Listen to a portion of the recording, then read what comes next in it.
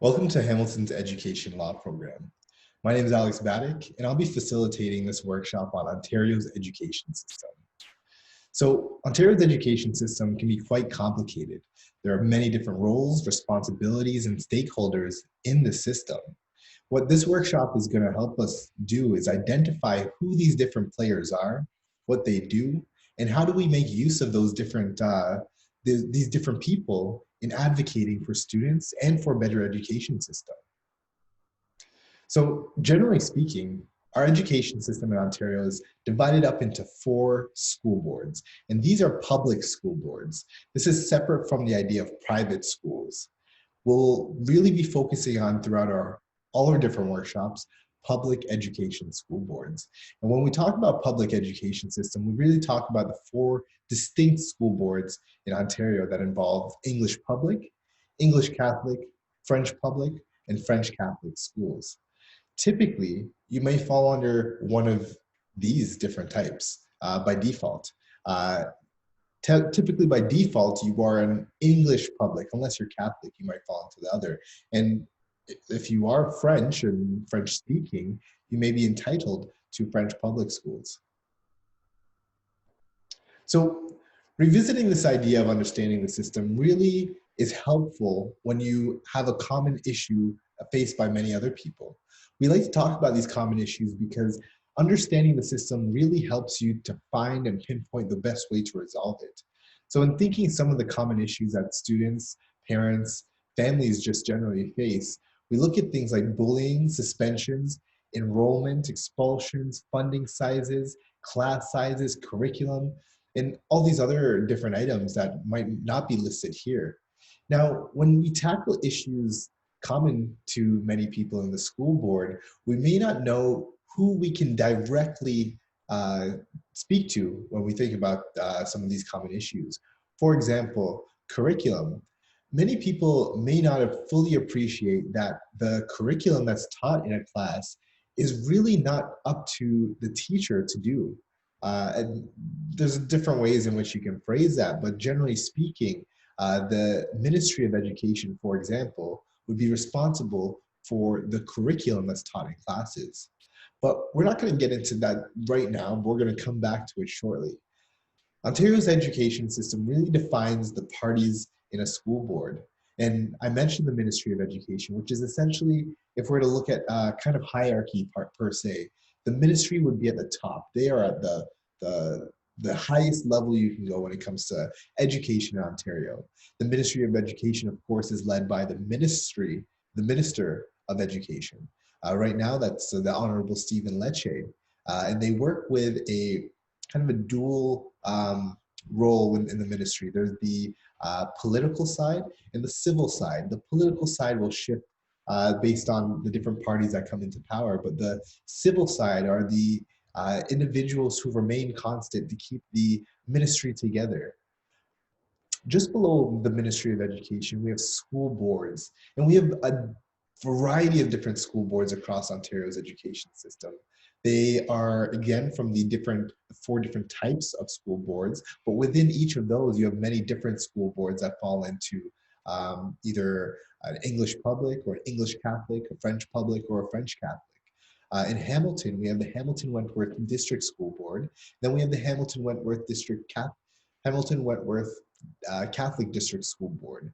So you can see that these different boards tend to have an English public and English Catholic. You would definitely find French school boards that are in regions, but you may be a little bit more hard pressed to find access to them in certain parts of the province. Now, when we think about school boards, we have to remember that these are not necessarily we have to remember that they're comprised of individuals. A school board is a set of people that are in charge of that board, that education system in that locality. So a school board is comprised of trustees. The trustees together act in unison to make decisions as a school board.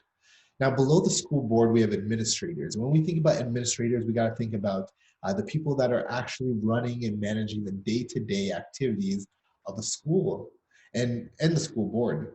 So we have within a school board system, we have the trustees who are kind of making these broader, higher level decisions. And then just beneath it, you have the director of education, who is actually the, think of like a chief executive officer, a CEO, a person that makes the big decisions about how an organization runs.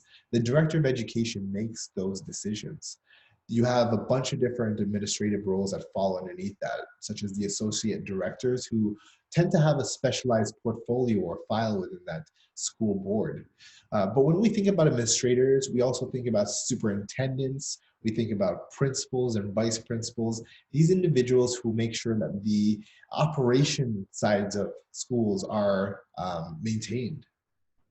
Below that, we have teachers and the people who are in the front lines doing the job of supporting students day to day, face to face. And then, of course, we have students who make up kind of the focal point of the education system. Everything around, everything that we talk about is around this idea of supporting students, helping them learn, educating them. And of course, we can't complete the system without having parents, guardians, significant people in the lives of students that help support their endeavors throughout their academic career. So I know this is a video, and I am going to play a brief little activity with you. So hit pause right now, because I want you to sit there and have a look at the screen right now. Take in all these different roles that we're discussing, and I gave you a kind of pretty simple overview of what the system looks like right now. I kind of filled in this little activity with a few more details about the stakeholders in the system. On the left side, you have the player, the stakeholder, and on the right side, you have the description of their role. So like I said, give it a pause right now and match up the letter to the number, and we will take it from there. All right, so you should have had a chance to complete this, but if not, we're gonna go through it together right now. So teachers. Teachers are responsible for supervising students' behavior and maintaining classroom discipline. Now, teachers have a variety of different roles that they play, but this is one of their primary responsibilities, to supervise students in a classroom. Trustees, we went over that pretty briefly just moments ago, but trustees are the ones who bring the issues and concerns of their constituents to the board, to the school board generally, and it's their colleagues, and make decisions about those kinds of concerns. Now, we can't forget that trustees are a political position. So you may be familiar with the municipal elections and the ability for people above 18 years old, 18 and above, to vote for a school board trustee in their area. The trustee is their representative on the school board. So the decisions that they're making are very relevant to you, and the concerns that are raised should be ones that are reflecting the needs of the people in your area. Parents, we cannot forget about the importance of parents, and they really do have a legal role in this whole system as well. And one of their roles is to ensure that their child attends school. Now, I say parents, but also we can't forget that guardians are also within this capacity. When we look at the Ministry of Education, we think B, they're responsible for developing curriculum, like I mentioned, but they have a broad range of responsibilities as well, as do all these stakeholders. School council, that's a new and kind of new term that I've introduced in this particular session, but school councils are responsible for advising the principal or the school board on communications to parents and communications to the community. They're kind of the touch point for local schools.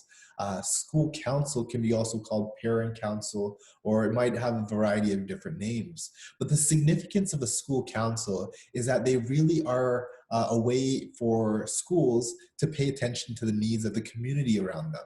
Some parents who are involved, many parents may hope to be involved, and they are able to by joining a school council. And in doing so, they're able to raise issues that are relevant to their children and the children that they're familiar with in their neighborhood. So it's it's an incredibly important role. And I hope you got this one. Students is G, responsible for attending classes and taking examinations. Like I said, this whole system is operated fundamentally on the the ensuring success of students. And we need students to attend classes and be successful in their work and sit down and take their examinations when necessary. So that's just one of the small responsibilities of students in Ontario's education system. So then we have a new, we had back to school boards. And this may have been a bit of a tricky one, I don't know. But school boards, again, responsible for ensuring schools abide by the Education Act and its regulations. So we talked about the Ministry of Education and them doing the curriculum, but they also are responsible for, we're going to get into it later, and if you didn't get it yet, you'll realize that they're responsible for creating laws around education. When it comes to school boards, they are responsible for making sure that their community, their regionality, the region of schools are able to enact and implement these legislative obligations in a way that best and is most conducive to the communities that they serve. So while school boards can differ from area to area, and the ways in which they kind of make their services available can look different, they always have to abide by the Education Act and its regulations. And that is the consistency among school boards, this idea that they have to be in line with the laws and regulations that are in place. Then we head back to the Ontario government, and they are responsible for the Education Act. And you might have noted I said the Ministry of Education is responsible for the Education Act. But before, and if we're backing it up a bit, I discussed this kind of political side and the civil side. The political side is the government in power at the time. And this changes over many years. It can be one party versus another party that's now up. But what's consistent is that the government in charge, and the government can look different, and you might have a majority and a minority government. Other items you can look up if you're not familiar with it. But the government, and that encompasses all the decision makers who are able to weigh in on changes to the Education Act and the regulations, are involved in creating the laws that schools must follow. Then we bump back to E as for principal. They're responsible for ensuring student supervision and school discipline. So whereas teachers are responsible for supervising the students and maintaining classroom behavior, for example, the principals are just generally in charge of making sure there's order to the school. As a collective, there's a responsibility on the principal to ensure that everything, all these rules for the responsibilities, for example, that teachers must oblige by are followed. Principals have a wide range of responsibilities as well. And we will definitely touch on those in different sessions that we bring up, such as student discipline, special education, so on and so forth. And finally, and we didn't really talk about this, and it's kind of definitely in line with this idea of understanding education in Ontario. But in terms of the education system, we might not necessarily see a swift connection to the Ontario College of Teachers. However, that's the body responsible for teachers and holding them to the high standards that we would expect of them. So when teachers fall below the standard of care, the quality that we would expect of all teachers in Ontario, this is the body that's responsible for disciplining them.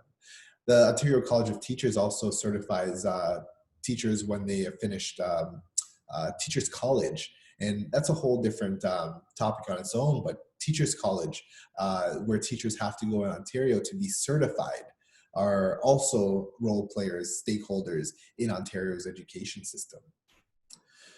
So we very briefly touch on each of these different stakeholders, the responsibilities and obligations they may owe in this general idea of what understanding education in Ontario means. I'm just going to hit you with this quick case study and see if you can think through who would be the best person the individuals in this scenario would want to speak to, and then tell me why. So in this particular instance, Bikram has a 13-year-old child that goes to Sir Jack B. Macdonald High School. Bikram learns that his child's teacher is teaching about cats in school. Because Bikram dislikes cats, He's concerned that the curriculum includes them in his child's discussions. In this particular scenario, and it's just a hypothetical, and I threw in a very arbitrary topic that it probably has no basis in any reality that we know of. My question, though, is if this were a real life scenario in Ontario's education system, who would Bikram need to speak to if his concern is that the curriculum is teaching his child about cats, and why? I'll let you pause right now to think through it for a bit before we take it up. All right. So we're just going to jump straight into it. When we're talking about the curriculum, we have to remember that teachers are not responsible for creating the curriculum. What teachers can do, and they do have the latitude to do, is how they teach the curriculum. And that's coming down to their professional skills and capacity to be able to disseminate how to teach things and how best to convey that information. But the substance of what needs to be taught is actually outlined to them by the Ministry of Education. When we're thinking about the curriculum that children in classes are having to learn, what we're concerned about is one, it might be an issue of politics when it comes down to it. Governments in place make the decision to include or exclude things from curriculum.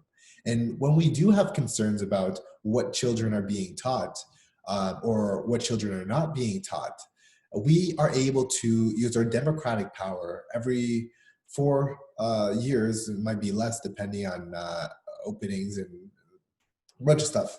Generally every 4 years though.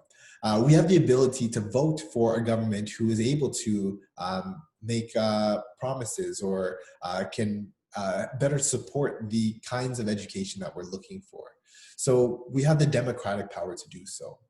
We also elect trustees who are supposed to be these advocates for our communities.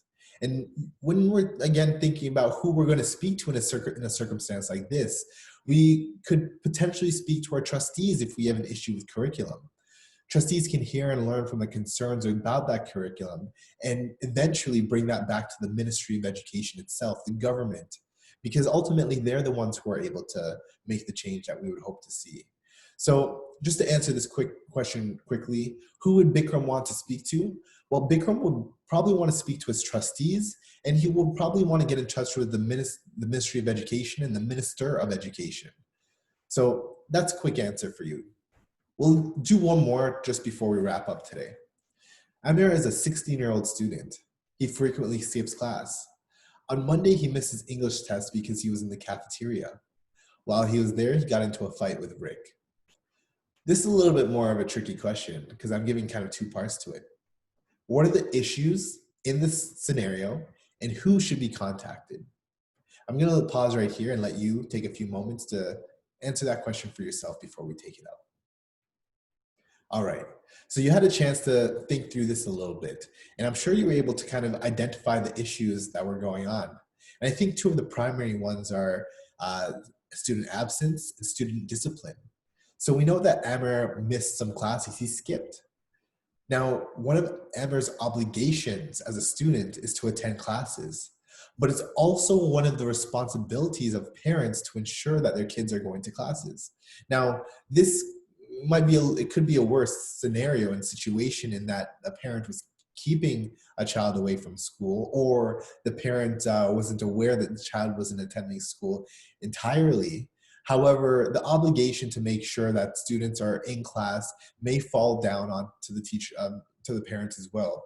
But again, it's a primary responsibility of a student to make sure they're attending classes, especially in high school.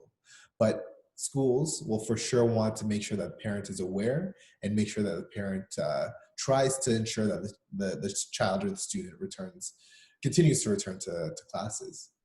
The other element of this is the student discipline element. Now, fights and things like that happen all the time, and I'm sure you were able to decipher who it was or is that is supposed to hear matters of this significance. In a classroom, teachers are responsible for kind of ensuring there's order and discipline within the classroom. But when issues kind of escalate to the need for a suspension or an expulsion, that decision really comes down to the principal. The principal is the only person who's able to make that decision about removing a child from the school. And this is some of the stuff that we're going to get into in later workshops. So I'm glad you had a chance to kind of work through these problems. Ontario's education system is huge, it's massive, it can be quite complex. But this was just kind of the intro to all these different stakeholders, these different roles, these concepts about what's going on in Ontario's education system. And through exploring these different roles and responsibilities, we can understand that there are many different players, many different things going on at the same time, which makes for very interesting conversations, very interesting issues that may arise as a result of all of this.